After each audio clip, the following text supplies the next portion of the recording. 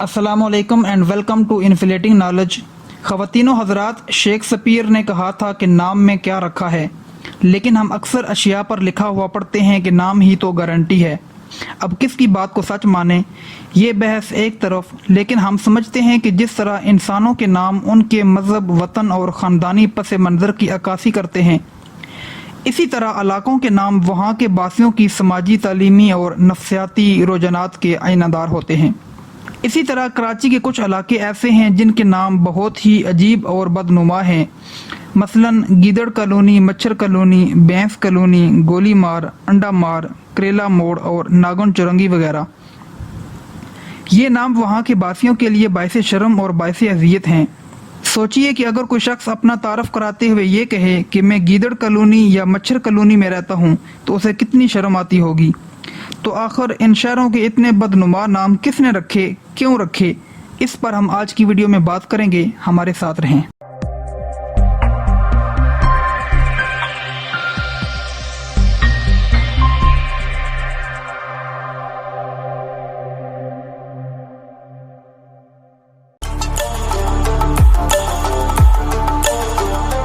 ख़वातीनो हज़रात, किस्सा कुछ यूँ है कि कराची में मुसाफिर अक्सर बसों को बगैर स्टॉप के ही रुकवा देते हैं और आहिस्ता आहिस्ता ये गैर मुकर्ररा स्टॉप बाकायदा स्टॉप बन जाते हैं और इन नौमौलूद स्टॉपों का नाम रखना भी कंडक्टर के ज़िम्मे होता है।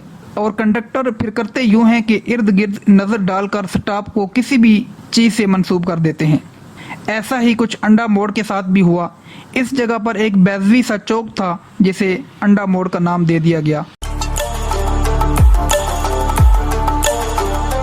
जगह की दास्तान कुछ यूं है कि यहाँ एक सब्जी फरोश अपना ठेला लेकर खड़ा हुआ करता था, जिसे लोग करेला कहकर छेड़ा करते थे। इस सब्जी फरोश के इंतकाल के बाद इस जगह को इसी सब्जी फरोश के नाम से मंसूब कर दिया गया और यूं ये स्टॉप करेला मोड़ स्टॉप बन गया। ख़वातीनो हज़रात, ये इलाका मलीर में आता है। नाम के लिहाज से ये जितना खौफनाक लगता है, हकीकत में उतना है नहीं।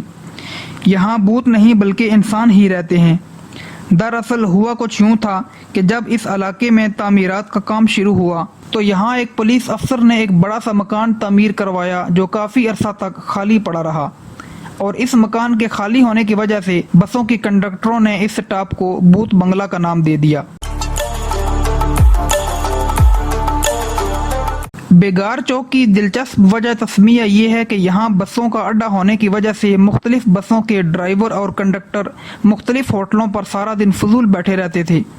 इसी मुनासबत से इस जगह का नाम बेकार कैंप बन गया, जो बाद में बेगार कैंप में तब्दील हो गया। ख़वातीनो हज़रात, इस जगह की तारीख कुछ यूँ है कि इस जगह कच्ची और टूटी हुई सड़क होती थी, जहाँ से बजरी और रेत के ट्रक बहुत ज़्यादा तादाद में गुजरते थे और उनके ड्राइवर बहुत ही लापरवाह होते थे। आए दिन यहाँ पे हादसात रूनमा होते और इस जगह का कोई मखसूस नाम ना होने की वजह से अखबारात के नुमाइंदों को परेशानी रहती और उन्होंने इस चौक को नागन चुरंगी का नाम दे दिया। इससे मुराद ये है कि ये सड़क एक नागन की तरह है जो आए दिन लोगों को डसती रहती है।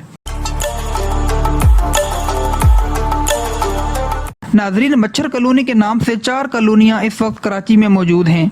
एक वक्त था कि इन जगहों पर कच्ची आबादियाँ हुआ करती थीं जहाँ मच्छरों की बहुतात थी। इसी मुनासबत से इन आबादियों का नाम मच्छर कॉलोनी पड़ गया। ये कॉलोनी लांडी शहर में मौजूद है।